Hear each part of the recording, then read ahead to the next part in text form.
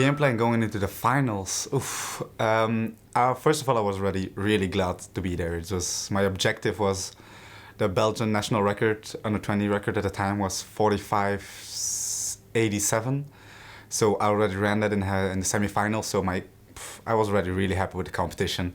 And my coach, Jacques Borlet, he told me in the semi-finals, you go for the win. You don't, even if you're already sure you're in the top two, you go for the win because you want to make sure that people know you, that you're already, that maybe you might not be the favorite, but that people maybe not get scared of me, but at least they know who I am. And he told me that when you go into the finals, at least people will recognize me and say, oh, maybe he is a danger.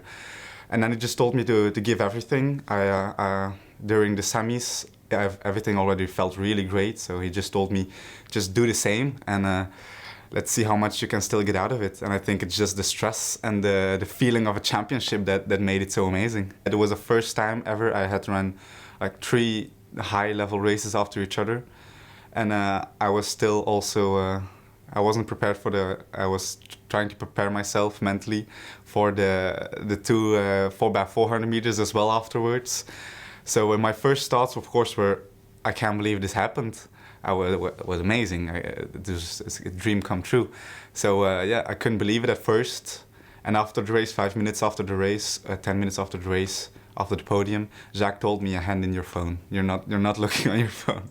He told me that for the night, you try not to look at your phone and you try to focus on your 4x400 because if you're going to be looking at your phone, you're not going to sleep. You're not going to do well on the 4x4.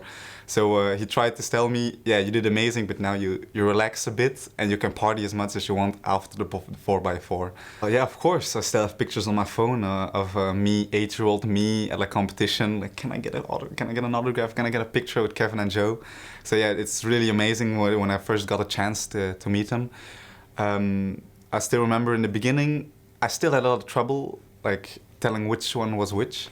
It took a couple of months, and even when I started training with them, they speak French, and my mother language is Dutch. So I had a lot of problems, like being a bit afraid to speak a little bit, like scared to make stupid mistakes. So the training was always like hi, and then we started training and I just kept watching them and copying everything they did.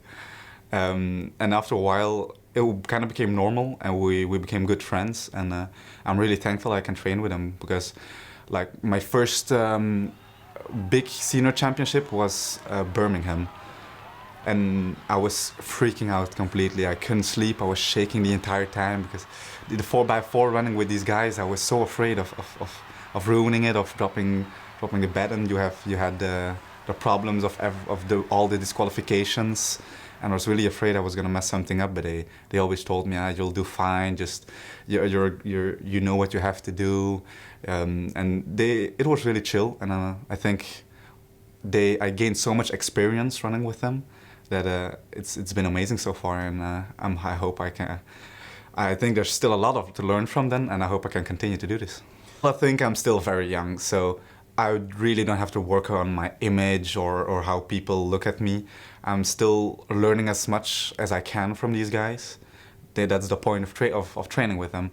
And I still have a lot of time left. I know I only have to shine when I'm like 24. If you look at Kevin and Joe right now, they're still getting international medals at their 31 years age. So what I do at my 18, 19 years old, it's really not that important. I don't have to get a lot of followers or Instagram or all that stuff. I'm just learning and improving, and I'm sure that when I'm old enough, I can show what I'm worth for myself. And like I said, it's so amazing to train with these idols. I don't think I ever even thought about being in their shadow because just standing next to them is already an honor.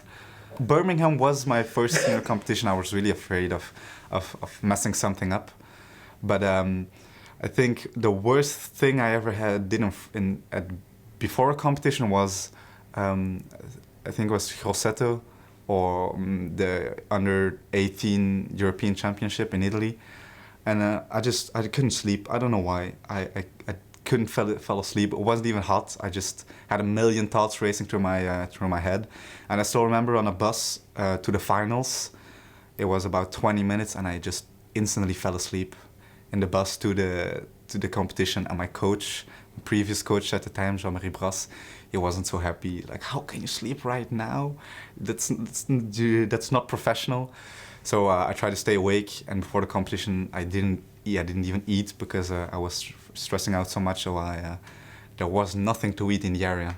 There was a little hotel, so I ate a bacon sandwich like an hour before the competition, and it wasn't the best decision before a 400 meter. So I got fourth place with, I think, 200ths of a second behind the third runner.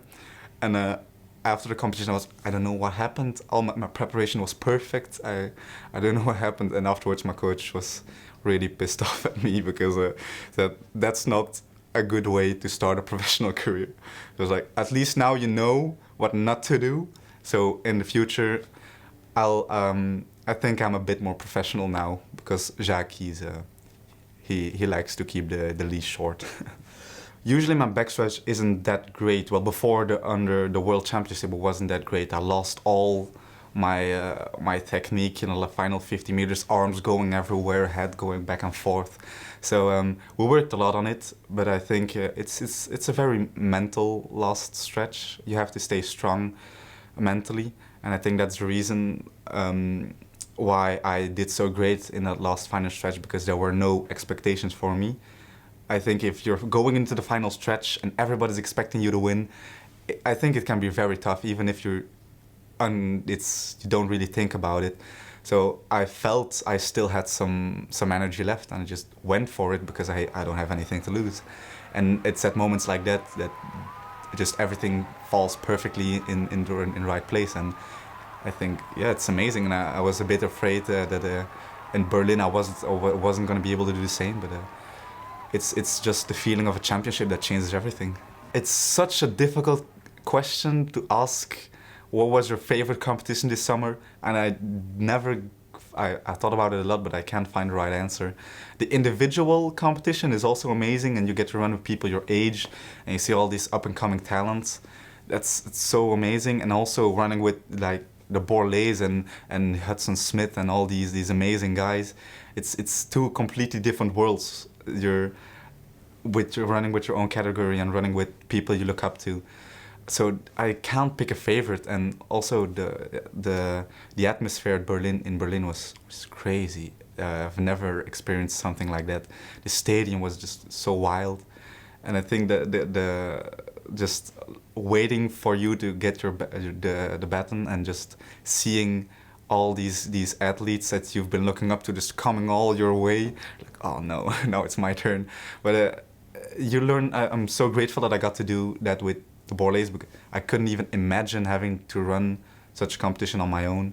So they always keep me sane, let's say it like that.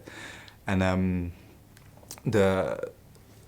Berlin was a lot of stress for me as well, because a lot of people from Belgium were like, oh, you see he's world champion, he'll do something, he'll do it again. And if you do it in Finland and you can't do it in Berlin, people will always say, oh, it was a one-time thing. So there was a lot of stress for that as well. But just like in Birmingham, the brothers told me, yeah, you'll be fine, just be yourself. And I think, they're both equally great. I can't pick a favorite. Coach Ken Harden, the assistant coach who works for the sprints there right now, he's been working together with Kevin and Joe for a long time. He was their old coach when they went to Florida State, I think. So they've been training. Jack and Ken have been creating programs together for, I think, 10 years now, maybe. So Jack already told me he's very protective of me. He knows what happens if you send an athlete to a university and you don't check up on them regularly. Kevin and Joe both got a stress fracture in their foot, I think. So he told me you get a bit of freedom, but he would prefer if I went to Tennessee, so at least he can communicate with the coach over there. He wouldn't, I don't think. Of course, I would have loved to go to Florida or to California, of course, but it would be a way more difficult and to keep that communication. And I still have the 4x4, of course, in Belgium and in Europe. So I think the communication between the trainers is really important, and that's why I chose the university. Well, yeah, of course, the Under 20 World Championship, it's where a lot of talent is shown at a young age, but also not everybody, like you said, not everybody makes it through. There's a lot of factors, a lot of young athletes have problems with stress, myself included sometimes. And that's why I already said Jacques is very protective of me. He knows how tough the world of young athletes can be, how ruthless. So he always tells me, just try to keep your both feet on the ground, and especially if I go to the States, always listen to my own body. If there's something I'm not comfortable with, something I feel pain somewhere, because I already had a tiny injury at my foot because I did so many competitions. I did my last competition was the Diamond League in Brussels. There was a 400 meter race there, and Jack advised me not to run because he told me you really did way too much, but I had to do the competition because it was the only competition in Belgium. In Belgium, I got to do. So I told him, nah, Jacques, I'll be fine. And I didn't listen to him once, and I got injured. So I think the key thing is just listen to my coach.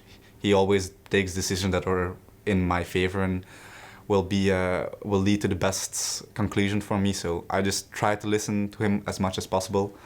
And for the rest, I think just keep your feet on the ground and I'll be fine.